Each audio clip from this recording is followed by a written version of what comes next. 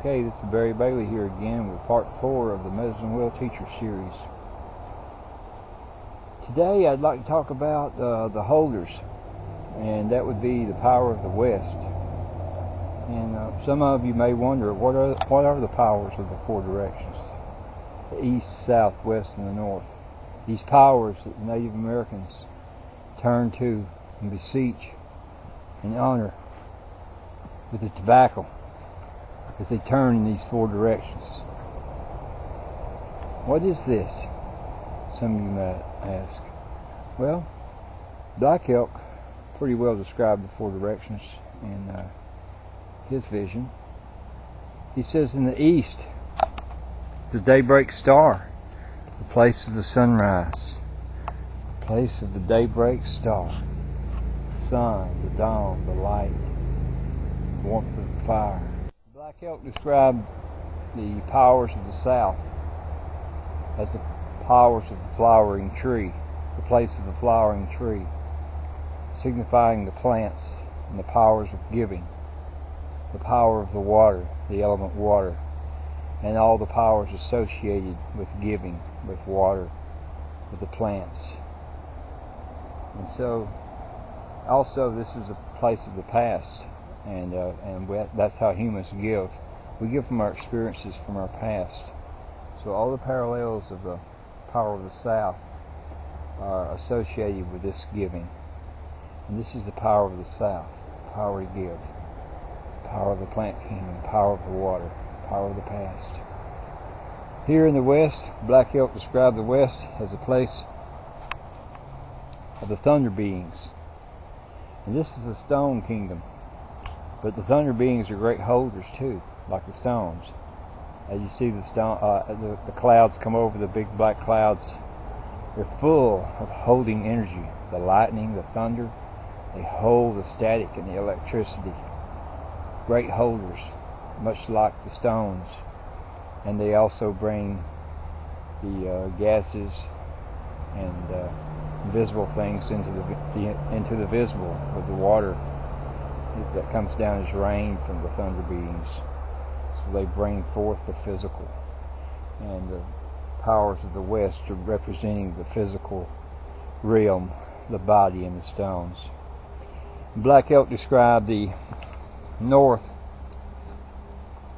as the place of the great white giant, and this was a good description of that, because the great white giant is the one that the snows. He was referring to the snows, the place from where the snows come from, that cover the earth and let the earth sleep in darkness underneath the snow and renew themselves. This is the place of renewal. It also for the night time, for the midnight, for darkness and for rest, to renew.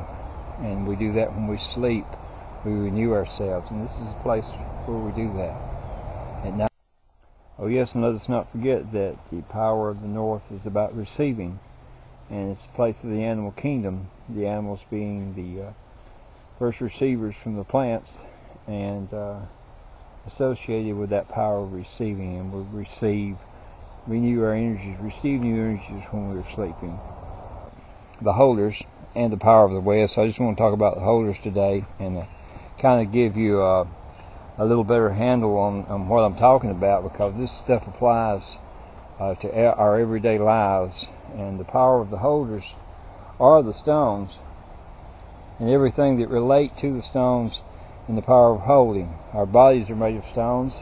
Our bodies are made of, I don't know, 72 stones I know of that are essential for good health. And there's a lot more than that. I'm sure we're probably made up of all the natural elements. But the 72 stones in our bodies that are necessary, holding different energies as required by our bodies for health, such as iron, magnesium, manganese, phosphorus, calcium, copper. The list goes on and on of all the minerals that we need, these minerals being stones. And also the stones are the great holders for transporting energy, for polarities in modern technology. And our ultra-modern technology depends on the stones to be able to work.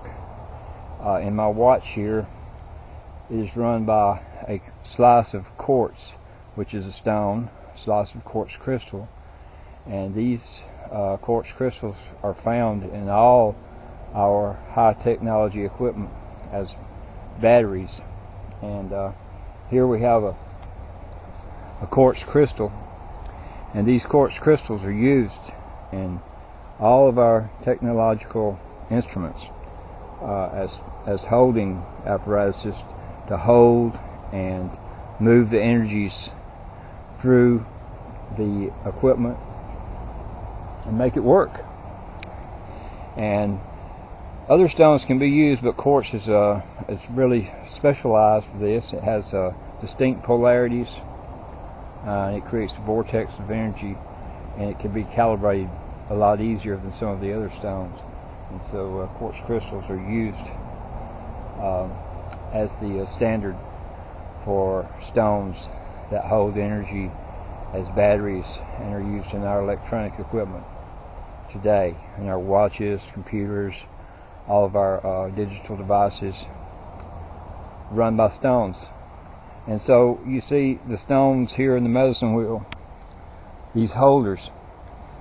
You can see why these stones were used by the ancient ones as communicating devices and for transmitting, for calling, for multidimensional communication, and also for community establishment of energies and welcoming.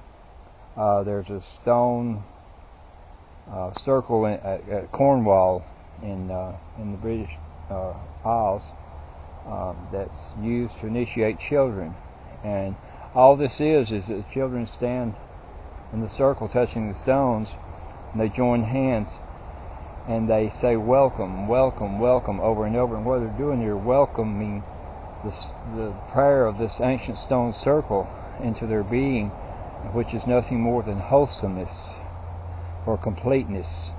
And this is what the medicine wheel has always represented in the first place, is wholesomeness, safety, balance, completeness, well-roundedness. And that is what we want in our lives. We want to be well-rounded. We want to be wholesome individuals, complete. And the medicine wheel is the symbol for this.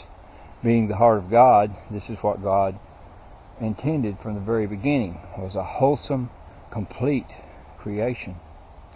And so the medicine wheel is very beneficial. Wherever you build one, it's real beneficial. And these great holders of stones, not only used in modern technology, but used by the ancients in the sacred circles. Hey, some of you might ask, well, the Wiccan wheel is different from the Native American medicine wheel. In the Wiccan wheel, sometimes you see that the element of fire is in the south, the element of air is in the east, and the element of water is in the west, and the element of the stones or the body is in the north. And you might ask, well, why is this difference? Well, the Wiccan wheel, or the manipulative or coercive wheel, has been shifted 1/4 around. The energies have been shifted. The energies of determining, of giving, holding, and receiving have been shifted into different parts of the psyche for specific purposes. And we'll discuss that later, but that is the difference between the cooperative medicine wheel and the coercive wheel, is that the coercive wheel has been shifted 1/4 of a turn for specific purposes. And we'll discuss that later in another segment of the medicine wheel series. But we're out of time now, and I just want to thank you for your time, and bless you, bless your loved ones, Wado, and hope to share with you again soon.